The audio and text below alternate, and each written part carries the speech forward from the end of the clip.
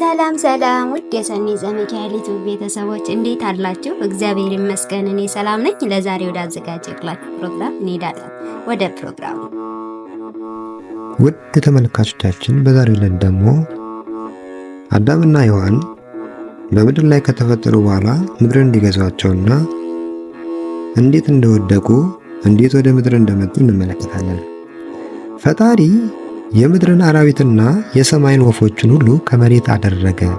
በምን ስም እንደሚጠራቸው ያይ ዘንድ ወደ አዳም አመጣቸው። አዳምም ለእንስሳት፣ ለሰማይ ወፎች፣ ለምድር አራዊት ሁሉ ስም አወጣላቸው። እናንተ በያላችሁበት ያርባችሁ ያብዛችሁ ብሎ ስም አውጥቶ ሰደዳቸው። አዳም ለእንስሳት ሁሉ በስም እንደጠራ ስሙ ያው ሆነ።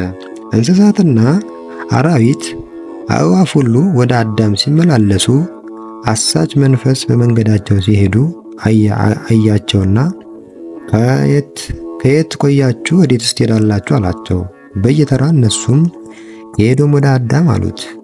እባካችሁ አስከትሉኝ አብሬያችሁ ልሄድ ቢላቸው አዳም ጌታችን መልከ መልካም የፈጠረንን የሚመስል የአምላክ ጸጋና ረድኤት የተሰጠው ሕያው ነፍስ ያለው ነው። አንተ ግን ይህ ሁሉ ክብር የለም፣ አስቀያሚ ስተተኛ መንፈስ ነህ አሉትና ሁሉም አልፈውት ሄዱ። የቃሉን አነጋገር የልቡን አስተሳሰብ አራዊት እንዳልተቀበሉት አየና እንዴት ተዋህዶ በሕሊና አድሮ እንደሚገባ ሲያስብ ፈጣሪ ከፈጠረው ከምድር አውሬ ሁሉ ተንኮለኛ የሆነው እባብ ብቻውን ሲመጣ አየውና ወደ እባቡ ተጠግቶ በለስላሳ ድምፅ ወዴት ትሄዳለህ? አለው። ወደ ጌታዬ ወደ አዳም ሲለው እባክህ አብሬ ልሂድ አለው። እባብም ጌታዬ አዳም መልከ መልካም ሰላማዊ ክብር ጸጋ ያለው የፈጣሪ መንፈስ የተሞላው ሕያው ነፍስ የተዋሃደው ነው። አንተ ግን ተንኮልና ክፋት የተሞላ አሳች ነህ አለው። በቃል አጋኖ አሳች መንፈስ ክፉ ከሌለ ደግነት በምን ይታወቃል? አስቀያሚ ከሌለ መልካም በምን ይታወቃል? ውርደት ከሌለ ክፉ አሳች መንፈስ ከሌለ እውነተኛው የፈጣሪ መንፈስ መኖር በምን ይታወቃል? ሞት ከሌለ ሕያው ነፍስ ለዘላለም የሚኖር መሆኑ በምን ይታወቃል? ይህ ሁሉ ሊታወቅና ሊወደድ የሚችለው እነዚህን የመሰሉ ሲኖሩ ነው። ክፉ ሰሪ በክፉ ስራው ሲጠፋ መልካም ሰሪ በመልካም ስራው ሲከብር ነው። እኔ ተንኮለኛና ክፉ አስተሳሰብ ያለኝ ርኩስ መንፈስ ከሌለው የፈጣሪ ቅዱስ መንፈስ የተሞላው ሕያው ነፍስ መዋሃድ ለአዳም አይታወቅም ሲለው ነገሩን ተቀበለው። የምትለው ሁሉ እውነትህን ነው ብሎ አስከትሎት ሄደ። ማለት በሐሳቡ ገብቶ በሕሊናው ሲመላለስ ቆይቶ በልቡ አደረ። በአእምሮ ተዋህዶ አሳች ነገር ላዩ ያማረ የሚመስል ውስጡ የከፋ ከሐሞት የመረረ አሰቃቂ ነው።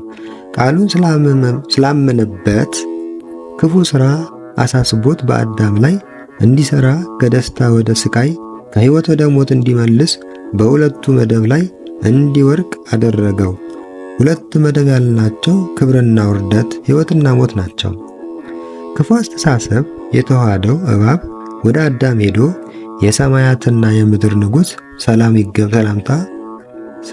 ይገባል ብሎ ሰገደለት። አዳምም እንዲህ አለው፣ እኔ የምድር ንጉሥ እንጂ የሰማያት ንጉሥ ሁላችንን የፈጠረ ፈጣሪያችን ነው ብለው አለው። እባብም አዳም ነገሩን እንዳልተቀበለው አይቶ ወደ አዳም ሚስት ሄዶ ተንኮል በተሞላው አንደበትና ደስ በሚያሰኝ አነጋገር የሰማያትና የምድር ንግሥት ሰላም ይገባሻል ሲላት ደስ አላት። ቃሉን ተቀበለችው። ወዲያውኑ አሳች መንፈስ በአእምሮዋ ተሰራጨ። እባብም ለይቼ የጠየቅኳት እንደሆነ ታውቅብኛለች ብሎ ፈጣሪያችን ምን አትብሉ ብሎ አዘዛችሁ አላት። ሴቲቱም ለእባቡ አለችው፣ በገነት ካለው ከዛፎች ፍሬና ቅጠል እንበላለን፣ ነገር ግን በገነት መካከል ካለው ከዛፍ ፍሬና ቅጠል አትብሉ፣ አትንኩት፣ በክፉ እንዳትጠፉ ሞትም እንዳትቀምሱ ብሎ አዞናል አለችው። እባብም ሴቷን እንዲህ አላት፣ ከነሱ በበላችሁ ቀን ዓይኖቻችሁ እንደሚከፈቱ እንደ ፈጣሪ መልካምና መጥፎ እንደሱ ፈጣሪ እንደምትሆኑ ስለሚያውቅ ነው እንጂ አትሞቱም አላትና ከዚያ ወደ ዛፉ ሄዶ ተሰወራት። ሴቷም የበለስ ዛፍ ለመብል ያማረ ለዓይን ያስጎመጀ ለጥበብም መልካም እንደሆነ አየች። ነገሩን በመረመረች ጊዜ ፈጣሪ እሆናለሁ ብላ ልብላ አሰኛት። ከፍሬዋም ወሰደችና በልታ ለባሏ ሰጠችው። እርሱም ከእርሷ ጋር አንድ ጊዜ በሉ። የሁለቱ ዓይኖች ተከፈቱ፣ ራቁታቸውን እንደሆኑ ክብራቸውን እንደተገፈፉ አወቁ። እርስ በርሳቸው ተፋፈሩ። የበለስን ቅጠሎች ቆርጠው ኀፍረታቸውን አለበሱ። ከፈጣሪያቸውም ትእዛዝ ወጡ። ራሳቸውን አጥፊ ሆኖ ከገነት ወደ ምድረ ፋይዳ ወረዱ። መልካምና መጥፎ፣ ደግና ክፉ፣ ደስታና ሐዘን ለይተው አያውቁም ነበር። ለዘላለም ክብርና ደስታ ብቻ ነበር የተፈጠሩ። ነገር ግን ስለ በለሱ እነዚህ ሁሉ አዩ፣ በእነሱ ላይም መጡ። አዳምም ከፈጣሪው ትእዛዝ ስለወጣ ፈራ። እነርሱም ቀኑ በመሸ ጊዜ የፈጣሪ ድምፅ ከገነት ውስጥ ሲመላለስ ሰሙ። ሁለቱም ፈጣሪ ፊት ለመደበቅ ሲሉ በገነት ዛፎች መካከል ተሸሸጉ። ውድ ተከታታዮቻችን እንግዲህ እስከዚህ ድረስ አዳምና ሔዋን እንዴት በገነት ይኖሩ እንደነበረና ለፍጥረት ሁሉ አዳም እንዴት ስም ያወጣላቸው እንደነበረ እንዲሁም ደግሞ ከገነትም ከተፈቀደላቸው እጽዋት ለይተው ያልተፈቀደላቸውን ዕፀ በለስን እንዴት እንደበሉ እባቢቷም እንዴት እንዳሳተቻቸው ተመልክተናል። በቀጣይ ደግሞ ፈጣሪ አዳምን ጠርቶ ምን እንዳለው ምን እንደፈረደባቸውና እንዴት ወደ ምድር እንደወረዱ እንመለከታለን።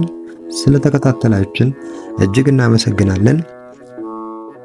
ሼር፣ ላይክ፣ ሰብስክራይብ ማድረግ እንዳይረሳ። ይቆየን። የሰኒ ዘሚካኤል ዩቲዩብ ቤተሰቦች በሌላ ፕሮግራም እስከምንገናኝ ድረስ ሰላም ቆዩልኝ።